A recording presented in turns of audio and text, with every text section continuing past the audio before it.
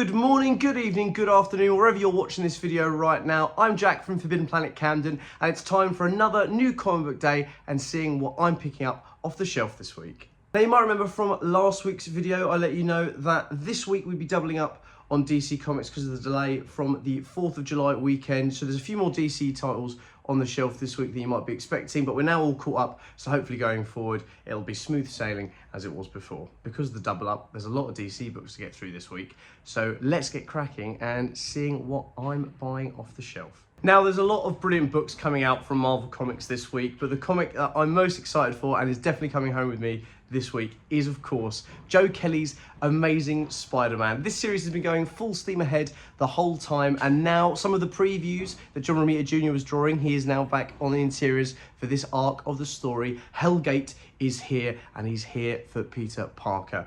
I was not sure what to expect when I read that preview in issue 1 all those months ago, because I hadn't really caught up much with the series beforehand, but it has definitely been building, and the first arc of Kelly's run was so cool. I'm really looking forward to it. And we also have some interior art from Todd Nauck, who is just a phenomenal artist, still one of the strongest and most consistently great artists out there. So John Romita Jr. and Todd Nauck interiors, yeah. Really looking forward to getting stuck into issue 8 of ASM. Kicking off with my DC double week bill is Absolute Batman issue 10. Absolute Bane is here, and in no matter what corner of the multiverse, Bane is here to break Batman. That is a consistency of the character that I do enjoy. And this Bane isn't really a reinvention as much as some of the other characters have been, but I think the way it's progressing in the story and its impact on the Absolute world and Absolute Gotham specifically, it is very interesting. It's always quite tricky when, I think anyway, when doing a multiverse and promising difference, especially when that difference is so absolute. These sort of even more hyperbolic versions of characters, these heightened variants of characters we know so well, and I think introducing them in interesting ways is always the biggest hurdle, and I think Scott Snyder's doing an incredible job at that. And Nick Dragotta's art is paramount to accomplishing that goal of showcasing these new characters, these reinventions. But if you're a fan of Batman, of great action, of high stakes mania, then Absolute Batman is the book for you.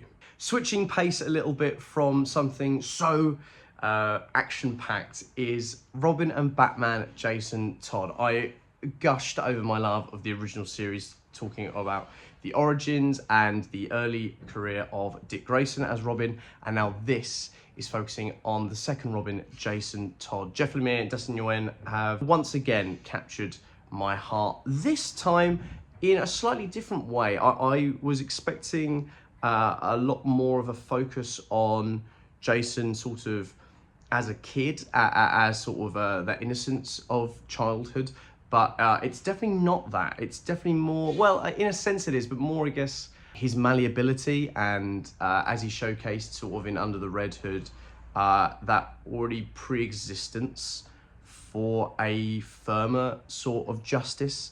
Obviously growing up more as like a thief and a ruffian, I guess, Jason is more predisposed to a kind of street justice, and there's influences in this book that can kind of see him going down that path and inviting exploration of Jason before he is the Red Hood, and how his time with Batman and with Nightwing, obviously the first Robin, a great influence on him, is sort of leading him down a path, and he's starting to ask questions of whether or not Jason would have ended up where he did regardless. So I think it's a great exploration of Jason Todd and adds a new layer to his character. This is definitely more of a quite somber, introspective look at the Bat family and the mission of the Bat family and Bruce Wayne, and how he has pushed these kids into his sense of justice and how that might not always align with their own. And I think that's actually very interesting. The New History of the DC Universe, issue 2. At the end of issue 1 of Barry Allen, slash Mark Waid, technically, exploration of the history of DC and the timeline, re-establishing the status quo, much like it did way back in the 80s with the original history of the DC universe. The last issue ends at that period of time where an infant boy is sent across the cosmos in a rocket from a dying planet. So yes, we are jumping into the Silver Age of DC Comics, and I can't wait to get stuck into Brad Walker and Michael Allred's wonderful interiors. I've already had a flick through, showcasing all of the Silver Age characters. I imagine we'll probably head up to at least the first Crisis event, Crisis on Infinite Earths, if not a little bit further in this timeline. The backup, I say backup, it's not a backup, it's Dave Wilgoss, who was one of the researchers with Mark Waid for figuring out what on earth is this timeline now for DC, doing an actual timeline. It's more based on facts and gives you little bits of references to what issues all this information is coming from and how deep the research has gone into making this series. So yeah, issue 2 of the new history of the DC universe is on the shelves. Rounding out my DC books this week is Superman Unlimited issue 3. I think this series is really fun. I've been having a great time with the first couple of issues. Dan Slott has done a very cool job at setting up a new status quo, this world of Kryptonite and how it's affecting the supers and Superman specifically.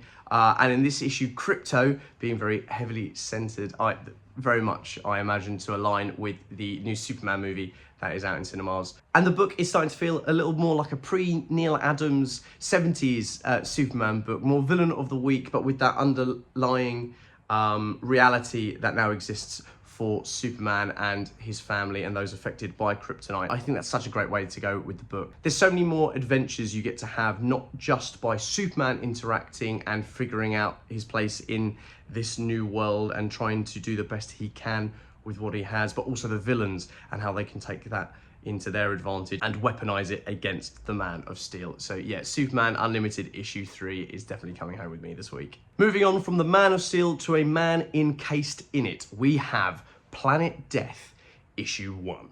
Derek Kolstad, the writer and creator of John Wick, and Robert Venditti, writer of Superman 78, most recently in my memory that I enjoyed, have combined their forces for Planet Death. You might remember the issue 0 from Free Comic Book Day that did a fantastic job of some world building for this militaristic, sci-fi, very Warhammer-esque world. The premise for this book sounds very much like the premise for John Wick, which makes complete sense. A lone warrior against impossible odds who will stop at nothing to accomplish his goals. If that doesn't sound like John Wick, I don't know what does. The issue 0 for this got us all really excited, especially Thomas Giorello's immaculate artwork. He really brings the grunginess and the violence of this world. It jumps right off the page, and it's a stunning book. So I'm really looking forward to issue 1 of Planet Death. Last, but by absolutely no means least,